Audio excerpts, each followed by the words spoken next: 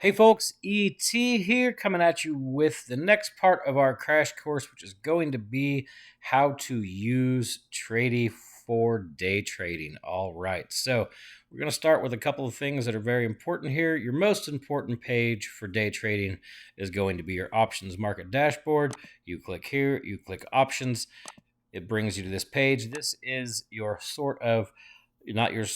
definitely your biggest portion of your day trading repertoire of your tool belt that you'll be using. Some simple things to go over here. This is just telling you puts and calls, which you can see here on Market NetFlow, your intraday price target, which is your current largest pull, which we'll get into here in a second, and then send it for the next week, which takes in some longer term net flows as you go along there. There are a lot of things to keep an eye on here. So I want to give you just the standard settings, the most important things, the things that we watch. First thing is, when it comes to settings, most everybody turns convergence on. This is our favorite. All right, this is in our Discord, all over Twitter. You see, this is what we're talking about. Convergence is what we want to keep on at all times. If you start to add these other things, okay, what you're going to get is a bit of a squish chart, and it won't be as clear to see. So that being said, convergence is what most of us keep on. Now, convergence, I'll explain it here, are your gray, red, and then green bars, which you don't see right here on NetFlow. All right, and what they do represent is strength of move. So red indicates a strength of move down. Gray is your middle of the road, right? It means there's no strength of move and you can look for a contrary movement. So if you see here how we started to wane in red, we started to go down, price started to go up, we turned gray. Okay, price went up a little bit more. As we started to see those red bars again, we started to see more downwards price movement. Bigger the bars, the better.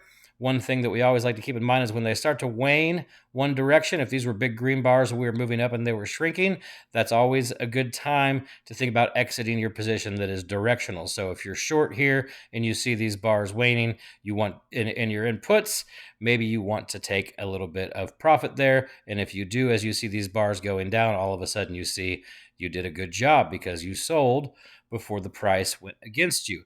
All right, next section's here. Zero DTE flow. So this 0 day flow, most important thing to keep an eye on here is size and frequency of circles. Very simple, okay? Very, very, very simple. Do not worry about the color as much as you see a big green bar and we still went a big green circle and we still went down.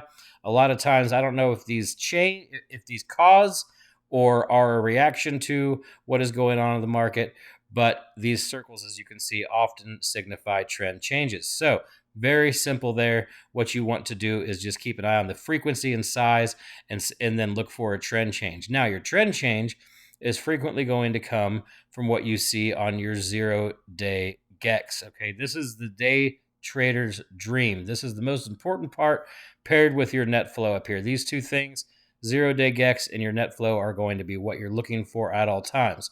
Now, simplified, green levels repel, they push price away. Where price is matters a lot. If you're above 497 and you're hanging above 497 and you haven't lost it, usually on a higher time frame than 5 minutes, 5, 10, 15, 20, you want to see some candles stay above it. If you're above that, price can repel upwards, especially if you see a big red bar above it, because red attracts price, okay?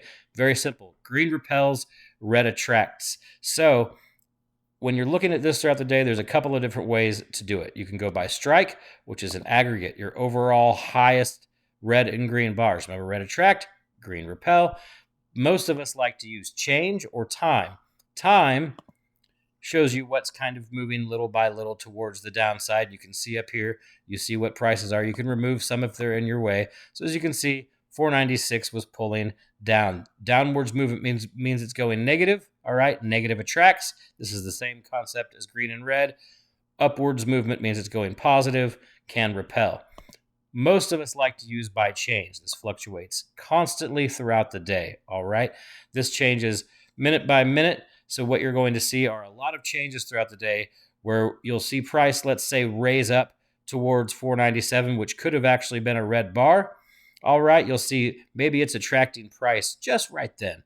just right then it's attracting price, and it gets up there, and then all of a sudden it flips positive, and what you see is a reject. It happens fast, so you need to pay attention to what is going on. It's happening live all the time, and it's very, very, very important to keep an eye on what is happening. All right, so this is where your day trading is going to happen. These two spots right here on the platform are going to bring you the most bang for your buck when it comes to it, and change is going to be one of the most important things that you'll want to watch. It is much simpler once you start to watch it and study it for a little while. You'll see a bunch of levels pulling. One thing I'd like to say is what I like to do, and what a lot of us like to do, is if we have a big pull at 496 and prices going up, and I see a repel at 497, but I'm not looking to just immediately buy 496 puts.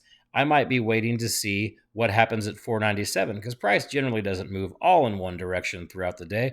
So what you're looking for is, for starting, is to price to go up to one of these levels, or even down to one of these levels, depending on what you're looking to go and what levels you're pulling, and see if it repels off of it before you enter. A lot of times you'll see a candle over on shorter time frames, and people immediately just kind of say, oh, maybe we're long again. But these bars here are going to tell you price is probably coming back down, even though we got a candle over that 497 on a smaller time frame. So what you're looking for is a repel off of these levels, right? Almost like a reject, like a support resistance. So as you're going along there, it's that simple. You're really just looking for pushes off of levels that will pull you back down or push you back up. If we had a massive red bar at 500, okay, and this 496 was gone, I'd be looking for a pullback to 495, right? Or 496 if it were green, before I entered a long to 500. That gives you some time to see if the bar continues to grow up or down, depending on where price is, and it gives you a little bit more confluence. And when that's happening, what you'll start to see is put call and put flow and call flow will change along with it, as will convergence. So as you see things happening, you'll see convergence maybe waning on a red day, and then you'll see an upper level get some pull, and then all of a sudden it'll come down to a level and then bounce. Okay. By the way, this is NetFlow includes all of the markets call and put flow minus the indices, right? Since indices are vehicles for hedging, they are X'd out, and Tesla, because Tesla gets a massive amount of flow, and back tests show from the dev hater that removing those gives us a cleaner market net flow throughout the day. Now that is how we day trade with Trady. It is the most important thing. This section right here is going to be where 99% of your time is spent during day trading. That is all for now. Everybody have a good day and stay safe out there.